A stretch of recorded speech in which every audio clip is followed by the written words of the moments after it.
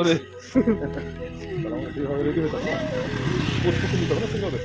আজকেই আমরা প্রথম হাঁটতে বেরোলাম আর আজকেই হচ্ছে এত ঠান্ডা। কটা বাজে এখন? সকাল 5:30। বাজে হচ্ছে এখন 7:30টারও বেশি, কিন্তু ওয়েদারটা দেখে মনে হচ্ছে কি যে বাজে হয়তো 6টা। নমস্কার বন্ধুরা, সবাই কেমন আছে? আশা করছি তোমরা খুব ভালো আছো। তো আজকে হচ্ছে 31শে ডিসেম্বর, বছরের শেষ দিন। তো আমরা শেষ দিন থেকে কিন্তু শুরুটা করেছি, মানে নিজের হেলথ ভালো রাখার জন্য আমরা মর্নিং ওয়াক করতে বেরিয়েছি। তো এই পুরো 2023 বছরটাতে অনেকবার প্ল্যানিং করেছি, অনেকবার শুরু করেছি, আবার অনেকবার শেষও করেছি।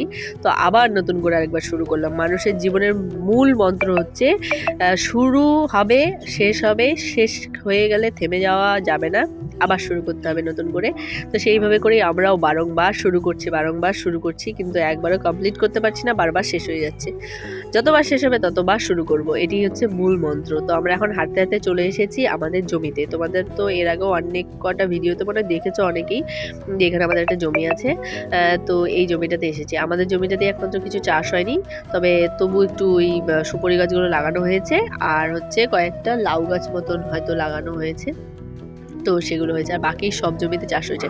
তো যখন এই জমিটা আমরা কিনেছিলাম তখন কিন্তু এই জায়গাটা একদম ফাঁকা ছিল, পুরো ফাঁকা ছিল। এখন কিন্তু অনেক কটা বাড়ি হয়ে গেছে, পুরো পাড়ার মতন হয়ে গেছে। তো আমি তো 1.5 মাস ধরে বাপের বাড়িতে ছিলাম আলিপুরদুয়ারে, তো অনেক দিন জমিটার সাথে দেখা হয়নি। তো আজকে সেই জন্য এলাম দেখা করতে। তো এইখানে দেখো, এই যে বাড়িটা দেখতে পাচ্ছ, দোতলা বাড়িটা, সেই বাড়িটা কিন্তু তখন কাজ হচ্ছিল, আর এখন অনেকটা কমপ্লিট হয়ে গেছে। তো ওই এগিয়ে গিয়ে ভাবছি একটু বাড়িটা দেখে নিই কীরকমভাবে হলো, মানে এটা আমাদের পড়শির বাড়ি হবে যেহেতু। তো সেই কারণে আমি হচ্ছে একটু দেখে নিচ্ছি ভালো করে কীরকম বাড়িটা বানিয়েছে। তো পড়শি বলতে গেলে মানে জমির পাশে, তাই পড়শি। এবার আমরা এখানে বাড়ি বানাবো সেরকম বলে কোনো কিছু ঠিক হয়নি এখনও, জাস্ট এমনি কেনা হয়েছে, কিন্তু মানে সেরকম কোনো ব্যাপার নেই।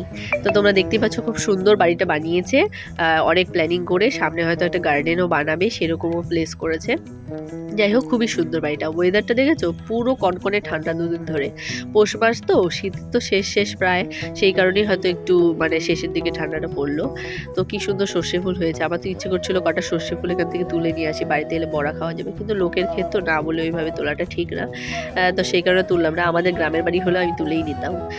তো চলো, দেখা হয়ে গেছে বাড়ি, এখন যাচ্ছি রিটার্ন। যেই পথে এসেছি সেই পথে যাচ্ছি না, অন্য একটা রুট দিয়ে বাড়ি যাচ্ছি। তাড়াতাড়ি যেতে হবে, বাড়িতে অনেক কাজ আছে। সবাই হয়তো এতক্ষণে ঘুম থেকে উঠেও গেছে। তো আমরা বাড়ি এসে দেখি অলরেডি চাও হয়ে গেছে। তো আমি একটু চাগুলো ডিস্ট্রিবিউট করে দিচ্ছি, বাচ্চাগুলো সব ঘুম থেকে উঠে গেছে। আর সবার শেষে ঘুম থেকে উঠে হচ্ছে আমাদের পরিধি, এই কারণে একটু নিস্তার। নইলে প্রত্যেকটা বাচ্চা বাড়িতে যা দুষ্টু, বাপরে বাপ, কাজকর্মে খুব ব্যাগরা ঘটায়।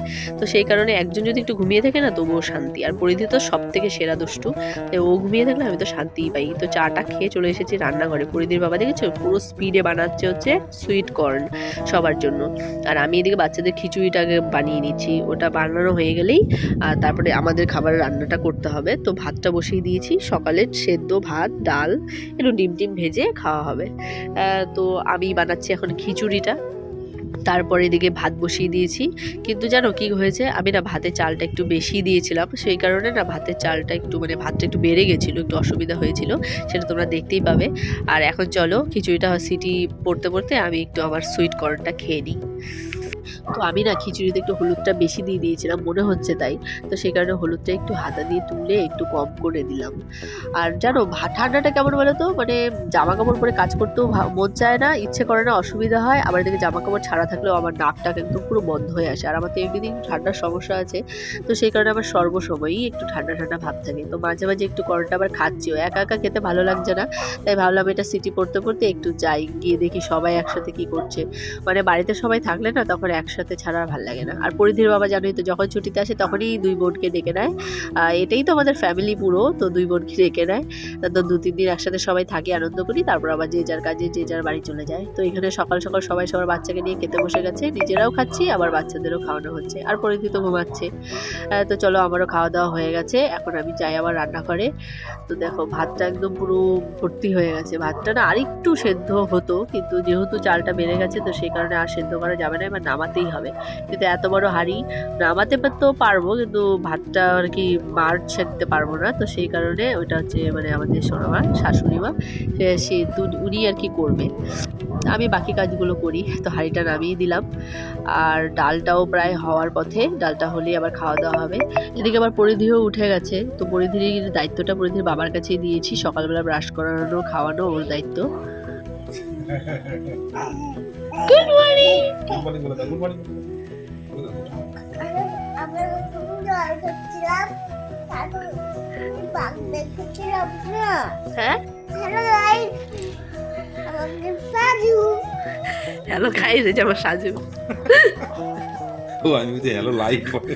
হ্যালো গাইস, সাজু কোথায় মিল্কি? তো আরেকবার বলে দাও, ভালো করে বলে দাও। কি বলছিলে? হ্যালো কিনা কি বলছিলে? হ্যালো গাইস, হ্যাঁ তারপর আমি বাঘ দেখেছিলাম। বাঘে সাজু তো সাজু দেখাও গাইসদের। বলো হ্যালো গাইস, আমি ঘুম থেকে উঠেছি। বলো বলো আমি এখন দুষ্টুমি করবো, আমি ঘুম থেকে উঠেছি। তুমি দুষ্টুমি করবে? তো সকালে খাওয়া দাওয়া শুরু হয়ে গেছে, সবাই রোদে বসেই আর কি খাওয়ার চেষ্টা করছে। ঘরের ভিতরটা একটু ঠান্ডা, তো আর দুদিন ধরে একটু ওয়েদারটা একটু বেশি মেঘলা করেছে, ঠান্ডাটা একটু বেশি পড়েছে। পরিধি সকাল সকাল এখানে কর্ন নিয়ে বসে পড়েছে, খাচ্ছে তো একটাও না, সব নষ্ট করছে। আর এখানে ডাল, ডিম ভাজা, আলু সেদ্ধ এগুলো দিয়ে সকালের খাবার হচ্ছে। দুপুরের জন্য রান্নাবান্না আর কি রেডি হচ্ছে ওদিকে। দুপুরেও মাছ ডাল এগুলোই হবে, বাঁধাকপি ঘন্ট হবে মাছের মাথা দিয়ে। তো দুপুরবেলা রান্নাবান্না খাওয়া দাওয়াতে এত ব্যস্ত ছিলাম, সেইখানে মানে সেগুলো আর দেখানোই হয়নি। তো 31শে ডিসেম্বরে অনেকেরই আর কি, মানে অনেকের বলবো না, সবারই প্ল্যানিং থাকে বাইরে খাওয়ার, পিকনিক অনেক কিছু। কিন্তু আমাদের যাই হোক ঠাকুর করে কোনো পিকনিকই হচ্ছে না। মানে এটা কি বলবো, বছরের শেষ দিন আমার তো এগুলো একটু প্রয়োজন লাগে, বাইকের স্কুটি মধ্যে গেলেই লাগে। 100 টাকায় পাবেন ঘটি হাতা কুর্তি, ছোট এবং বড়দের প্লাজো পাবেন, দাম হ্যাঁ একটু মাত্র ইয়ে 100 টাকা। ভেলভেট ছোট ভেলভেট এবং বড়দের লেগিংস পাবেন, দাম মাত্র 100 টাকা, 100 টাকা আর 100 এগুলো টাকা। এগুলো ছোট ছোট, না না না দেখে উঠে ঠান্ডা লাগে। তারপর চলো ওই ঘরে সবাই আছে, ওই ঘরে গিয়ে আমরা কি করব। এই যে এটা হচ্ছে কোনটা, ওই জুইটা গ্রিন কালারটা।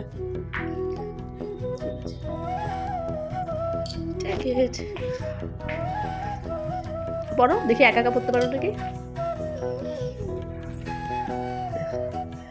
একা একাই পড়ে ফেলতে পারো, ধরে দিয়েছি। হ্যাঁ বাহ, একাই পড়ে নিল তো। হ্যাঁ হ্যাঁ, জানো তো বাচ্চাদের এই একটা প্রবলেম, এত ঠান্ডা যাবে তারপরেও ওরা সোয়েটার টুপির মধ্যে কিছু পরতে চায় না। আমাদের এত ঠান্ডা লাগে, আমরা একদম সোয়েটার এত কিছু পরেও আমাদের শীত মানে কাটে না। আর ওরা জানি না ওদের গায়ে এত গরম কোথা থেকে আসে, ওরা কিন্তু একদমই এগুলো পরতে চায় না। পরিধি তো একদমই পরতে চায় না, না রাতে কিছু গায়ে দিতে চায় না দিনের বেলা এগুলো কিছু পরতে চায়। খুব কষ্ট করে অনেক কিছু বলে ওকে পড়াতে হয়।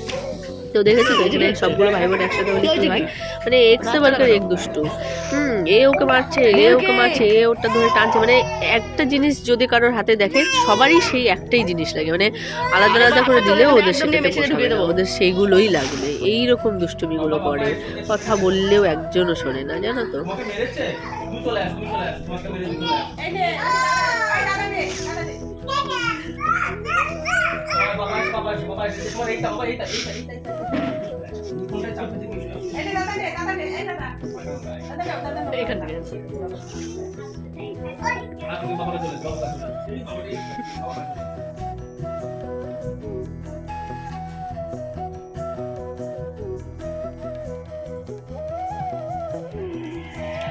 খাওয়া তুমি খাবো না, আমাকে পাড়া অনেকে কিন্তু করে। আর দেখলাম তোমাকে খাইতে কি করছো বাবা? এখান থেকে নাও বাবা, এখান থেকে নাও। আর যারা জানে তারা কবে কি এই তুমি ডায়েট করতেছিলে না? কেউ জানে না তুমি ডায়েট করছো।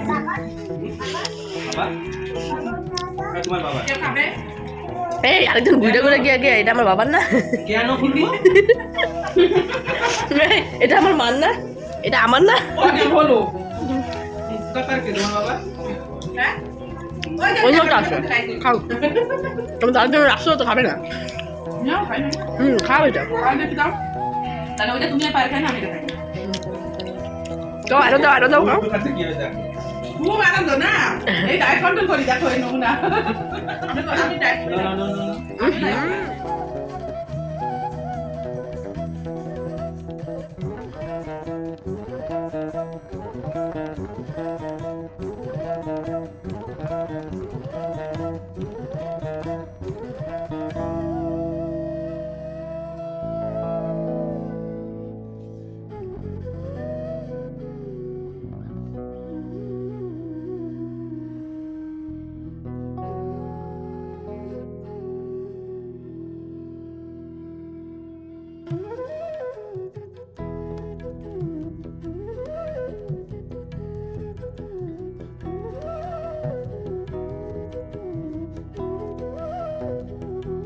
তো আমি এখানে রান্না করতে করতে একটু ডান্স করছিলাম, জানো, দেখো কি অবস্থা আমার। কি গানে ডান্স করছি বলো তো?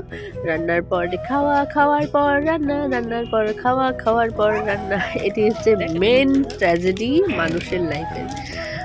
তো রান্না বান্না তো এদিকে হচ্ছে, আর এদিকে দেখো দাদু ভাই চলে এসেছে। বাকি সবাই ঘিরে ধরেছে দাদু ভাইকে কি খাওয়ার জন্য জানো?